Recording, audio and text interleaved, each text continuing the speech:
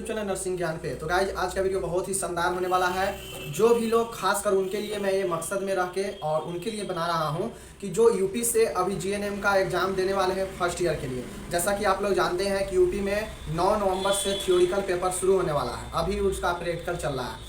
तो अभी जो आपके पास समय है, इतने समय में अगर आपका रिवीजन करना हो तो कौन कौन से चैप्टर को रिवीजन करें। जैसा कि आप लोग जानते हैं कि जीएनएम का एक सिलेबस बहुत बड़ा पढ़ना है उसमें, लेकिन इस जो भी आपका समय बचा हुआ है, इस समय में आप क्या रिवीजन कर सकते हैं। जो एग्ज़ाम में आप जाएंगे आपके सामने वहाँ से क्वेश्चन ज़्यादा बनने का चांसेस रहता है। तो चलिए हम मोटा मोटी जो जो इम्पोर्टेंट पॉइंटें हैं उसको मैं यहाँ पे लिखूंगा और आप लोगों को इसको नोट कर लेना है।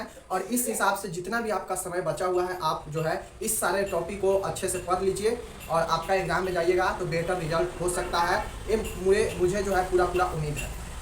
खासकर ये जो मैं टॉपिक बताने जा रहा हूँ, चारों सब्जेक्ट का टॉपिक बताऊंगा और साथ में ये उन लोगों के लिए भी इम्पोर्टेंट है जो आने वाले समय में कहीं ना कहीं किसी स्टेट में जीएनएम का फर्स्ट ईयर का एग्ज़ाम देंगे, चाहे वो 1 महीने में हो, 2 महीने में हो, 3 महीने में हो, एमपी हो, राजस्थान हो, बिहार हो, हरियाणा हो, किसी भी स्टेट में आप एग्ज़ाम देने जाएंगे तो आपको इन सभी टॉपिक में से क्वेश्चन आएगा ही आएगा। तो आप लोग के लिए भी इम्पोर्टेंट है कि मोटा मोटी कौन से टॉपिक इम्पोर्टेंट है जिसको पढ़ने से एग्ज़ाम आप क्लियर कर सकते हैं। चलिए जानते हैं।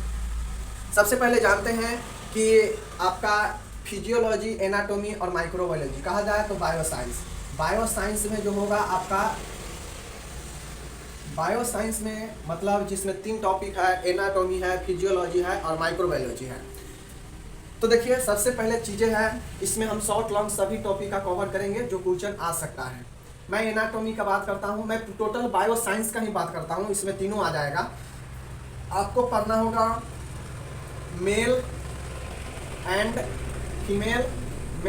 फीमेल जो है रिप्रोडक्टिव सिस्टम, समझ गए, male and female reproductive system. और इसी में जो है आपका यूरिनरी सिस्टम भी आ जाता है। मेल वाला में ही क्या है, यूरिनरी सिस्टम भी आ जाता है, क्योंकि जो मेल का रिप्रोडक्टिव सिस्टम होता है वो यूरिनरी सिस्टम भी है और फीमेल का दोनों वही होता है। तो चीज़ें को समझ लीजिए। नेक्स्ट टॉपिक आता है आपका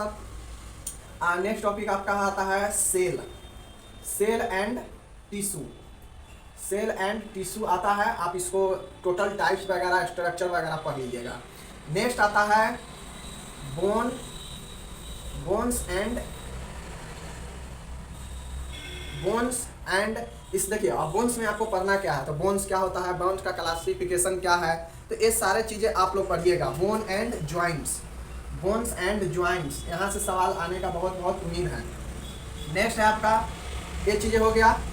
और आपको पढ़ना है ब्लड पढ़ना है एंड ब्लड के साथ में आपको जो है ब्लड में प्लाज्मा वगैरह सब आता है, तो आप लोग पढ़ लीजिएगा।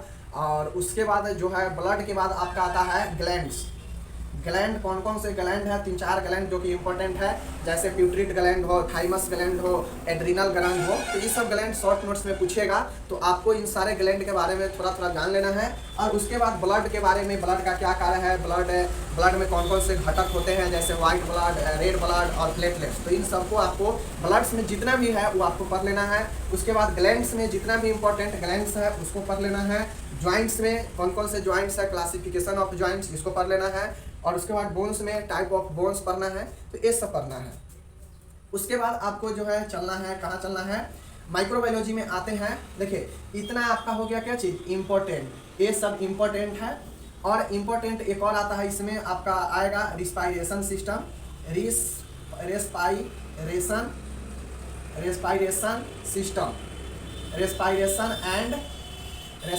एंड डाइजेशन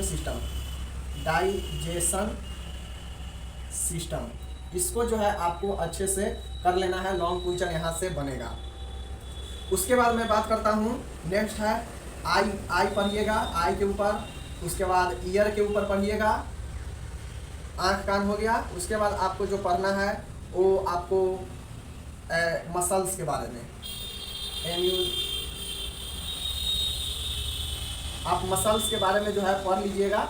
तो ये चीज़ें हैं, ये हो गया। अब आपको जो है नेक्स्ट टॉपिक रिवीजन करना है, वो माइक्रोबायोलॉजी में चलते हैं। बैक्टीरिया और बैक्टीरिया में क्लासिफिकेशन, टाइप्स। उसके बाद आपको बस ये दो आपको बैक्टीरिया और वायरस के बारे में अच्छे से पढ़ लेना है। और उसके बाद चलना है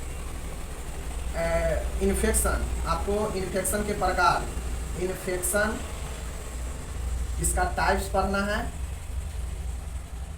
और इन्फेक्शन कितने माध्यम से फैल सकता है, इन्फेक्शन का क्या प्रकार है, संक्रमण होता क्या है, इसको आपको पढ़ लेना है अच्छे से। ये चीज़ें हो गया। ये सब जो हम बता रहे हैं, देखिए ये सब जो बता रहे हैं ये सब इम्पोर्टेंट है। इतना पढ़ने के बाद आपका एग्जाम अच्छे से क्लियर हो सकता है, ये मैं यहाँ पे बताने का कोशिश कर रहा हूँ। तो ये सब जो चीज़ें हैं, मेल फीमेल हो गया, सेल टिश्यू हो गया, बोन्स जॉइंट्स हो गया, ब्लड ग्लैंड्स हो गया, respiration and diagnosis, digestion system हो गया, ईयर हो गया, आई हो गया, मसल्स हो गया। उसके बाद बैक्टीरिया वायरस है, इन्फेक्शन है, और एक यहाँ पे पढ़ लीजिए microbiology, microbiology, microbiology and its importance, importance. तो इतना आपको जो है पढ़ना है। और उसके बाद पॉइंट्स आता है, या मैं यहाँ पे लिखता हूँ। नेक्स्ट पॉइंट आपको पढ़ना पड़ेगा, जो आप पढ़िएगा ना इन्फेक्शन, क्लासिफिकेशन ऑफ जो है, उसके बाद आपको पढ़ना है स्टरलाइजेशन, स्टरलाइजेशन। उसके बाद आपको पढ़ना है डिसइंफेक्शन, ये सब लॉन्ग क्वेश्चन भी है इसमें। डिसइंफेक्शन करने का कौन कौन विधि है, कौन कौन से है, तो आपको टोटल पढ़ लेना है। ये सारे बायो साइंस के लिए आप लोग को इतना जो है इम्पोर्टेंट बनता है। इस सब को आपको जो है इसको अच्छे से कर लीजिए, और आपको जो है अच्छे से कर लेंगे तो आपको इतना सारा मैं बता रहा हूँ कि आपको इतना करने के बाद जो है आपका सारा दुख दर्द खत्म हो जाएगा। मतलब एग्ज़ाम अच्छे से कर लीजिएगा, क्योंकि आप लोग जानते हैं जो यूपी में होंगे उनको 15 नंबर का ऑब्जेक्टिव है, जो है ट्रू फॉल्स, मैचिंग और फिलअप मिला के, और जो है आपका 15 नंबर वो हो जाता है, और 60 नंबर आपका सब्जेक्टिव पूछेगा, 75 नंबर होगा। तो 15 नंबर में 10 नंबर वहाँ से सही कर लेते हैं, और उसके बाद 30 नंबर आप इसमें से भी ला लेते हैं तो 40 नंबर हो जाएगा, 25 नंबर आपका वहाँ से मिल जाएगा, 65 नंबर हो जाएगा। 100 नंबर में 65 नंबर जो है आपका बहुत अच्छा मार्क्स हो जाएगा एनाटॉमी बायो साइंस में। तो ये तो सारा हो गया। अब चलिए हम यहाँ पे बात करते हैं अगले सब्जेक्ट में। हम बात कर रहे हैं बिहेवियर साइंस, मतलब जो बिहेवियर साइंस में आपको कौन कौन सी चीज़ें हैं जो कि इम्पोर्टेंट है, आपको उसको पढ़कर रखना चाहिए। चलिए देखिए, दो सब्जेक्ट सबसे जटिल लगता है, एक बिहेवियर और एक लगता है बायो साइंस। दोनों बहुत कंप्लीट लगता है। बाद बाकी जो कम्युनिटी है और जो आपका फंडामेंटल है वो आसान है। बाकी अगर आप लोग कहेंगे तो हम फंडामेंटल का और कम्युनिटी हेल्थ नर्सिंग का भी दोनों का बता देंगे कि कौन कौन से इंपॉर्टेंट पॉइंटें हैं, कौन कौन से इंपॉर्टेंट टॉपिक है जिसको आपको पढ़ने से एग्जाम में क्वेश्चन वहाँ से ज़्यादा आने का चांसेस रहेगा। हम बताएंगे तो आज से लेकर कल तक ही बता देंगे, ताकि यूपी वाले को भी फायदा मिल जाए। उनका एग्जाम 9 नवंबर से ही है, इसीलिए हम ये बता दी हैं 2 सब्जेक्ट का, ताकि ये 2 सब्जेक्ट जो इंपॉर्टेंट होता है, जो भारी लगता है, उसमें का सिर्फ एक टॉपिक पढ़ के जाएंगे या रिवीजन करके जाएंगे। पहले क्या पढ़े नहीं पढ़े उससे कोई मतलब नहीं है, इतना टॉपिक पढ़ के जाते हैं तो उनको बहुत बेटर होने वाला है। चलिए बता देते हैं। देख सकते हैं, आपको मैं यहाँ पे बताने का कोशिश करता हूँ। बिहेवियर साइंस में जो सबसे इम्पोर्टेंट और पहला जो आता है, स्कोप ऑफ साइकोलॉजी। साइकोलॉजी का कौन कौन से क्षेत्र है, कौन कौन से प्रकार है, वही है स्कोप ऑफ साइकोलॉजी। नेक्स्ट है importance of psychology for nurse, मतलब मनोविज्ञान का जो महत्व है वो नर्स के लिए कैसे है, या नर्स के जीवन में इसका महत्व कैसे है। ये है कम्युनिकेशन। आप देखिए, ये जो सारा इंपॉर्टेंट पॉइंट है, यहाँ से आपको एक 10 नंबर में क्वेश्चन बनेगा ही बनेगा। तो कम्युनिकेशन से रिलेटेड जो भी क्वेश्चन होगा आपको पढ़ना है। हमने कम्युनिकेशन टॉपिक लिख दिया। कम्युनिकेशन में होता है कि types of communication, communication, importance of communication, communication को आसान कैसे, प्रभावी कैसे बनाया जाए। तो एक क्वेश्चन अलग अलग बनता है कम्युनिकेशन में, तो आप टोटल देख लीजिएगा। लर्निंग में भी सेम वही है। सीखना क्या है, सीखना या अधिगम इसी को बोलते हैं। सीखने का नियम क्या है, सीखने का प्रकार क्या है, सीखने को कैसे प्रभावी बनाया जाए, सीखने में कौन कौन से समस्या आ सकता है, तो वो सारे आपको क्वेश्चन बनता है इसमें। तो आप लर्निंग कर लीजिएगा अच्छे से। उसके बाद जो है मोटिवेशन। मोटिवेशन मतलब होता है कि प्रेरक। प्रेरक जो है, अब प्रेरक के प्रकार, प्रेरक कौन हो सकता है, प्रेरक क्या होता है, आप प्रेरक पढ़ लीजिएगा।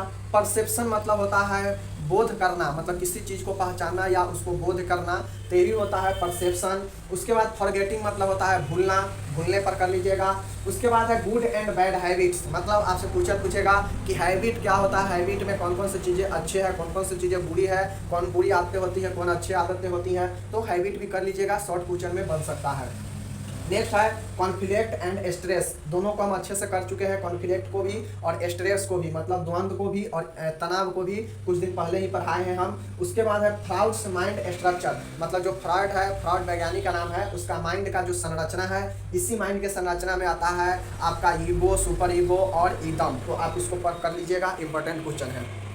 अब हम लोग आते हैं सोशियोलॉजी में, तो सोशियोलॉजी में क्या है, मतलब समाजशास्त्र में, तो स्कोप ऑफ सोशियोलॉजी, मतलब समाजशास्त्र का कौन कौन से क्षेत्र है, कौन कौन से प्रकार है।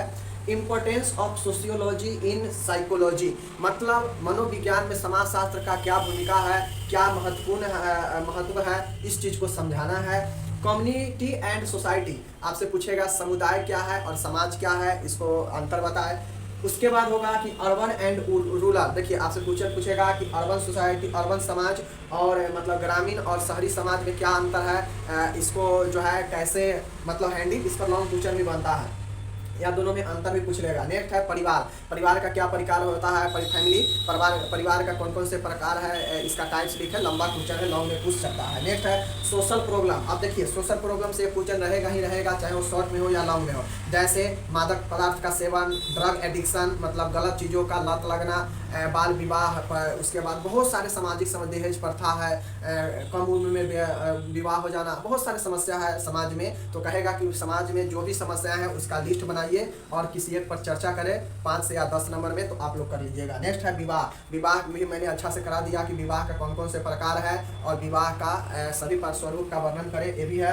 उसके बाद लास्ट में एक आता है पर्सनालिटी, मतलब व्यक्तित्व, व्यक्तित्व साइकोलॉजी का है, छूट गया था तो लिख दिए हैं। पर्सनालिटी होता क्या है, व्यक्तित्व का प्रकार क्या है, व्यक्तित्व को कैसे अच्छा बनाया जाए, ये सारी चीज़ें आपको पर्सनालिटी में पूछ सकता है। तो आप लोग स्क्रीनशॉट ले लीजिए, और जो भी यूपी वाले हैं आपके पास जितना समय है, 9 नंबर से तो एग्जाम ही है, तो आप लोग उससे पहले चाहे तो इसको क्लियर कर सकते हैं।